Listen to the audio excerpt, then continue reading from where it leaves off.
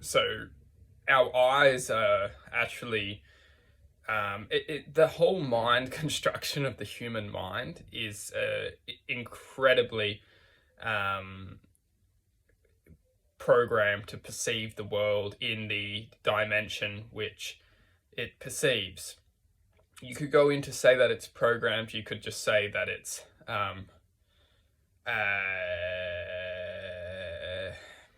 let's not get into that. That's a very good question. I think it's hard. You can't talk about that. But what I can connect to is that everything does have a magnetic frequency and a vibration. So our eyes are perceiving the world as physical form, like a book.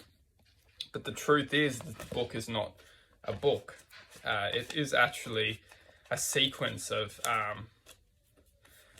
particles, or whatever you want to call magnetic frequency, which is holding form as a book, consisting through, through whatever physics you want to call it, whatever is keeping the book into a physical form of a book. But the truth is that if you tear that up and you break down that book, is that frequency is going to be transferred into other parts of the complexity of the world we live in, whether that's getting decomposed into nature. That book will eventually release into the kinetic energy of the system. So why I'm saying all this is because it's very important for us as souls to understand that the physical body and the physical mind that we are within is not actually us. It doesn't belong to us, and it doesn't. We shouldn't allow it to affect us. Now, the mind is supremely good at trying to control the soul's perception of itself. The mind doesn't want us to understand who we really are. Now, we can go deep into this, but I don't want to. But the mind is very in control of this world. It's like the government of our body. You know, if we allow the government to rule all of our lives, it will. You know, it will tell us what we need to do to be okay. Okay, yeah, but it's like, come on, man. You know, like, is that what we really want? Just to listen to our minds? Maybe in this life it's what we need. It's our first, kind of maybe entry into this kind of perceptional reality of a human being. Maybe. And maybe sometimes we need to just take it slow and understand, like, where we are in the world.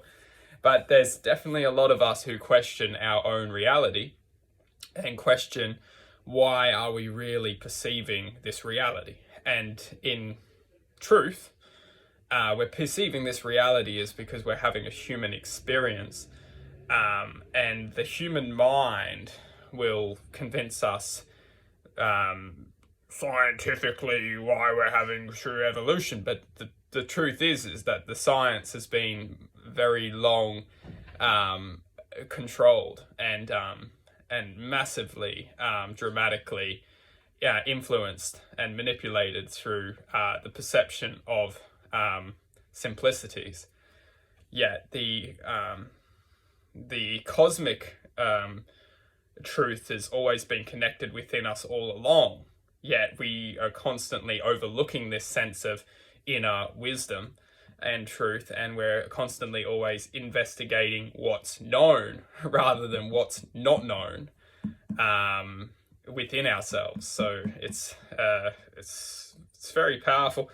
But what I'm going into is through energetical systems, we can start to perceive that the vibration of us is connected to something. It's not just us. If you can imagine, there's a connection between maybe us and our higher self. And the higher self is trying to guide us in the direction of light and love. Now, you can't see that higher self because we can't perceive that within this reality.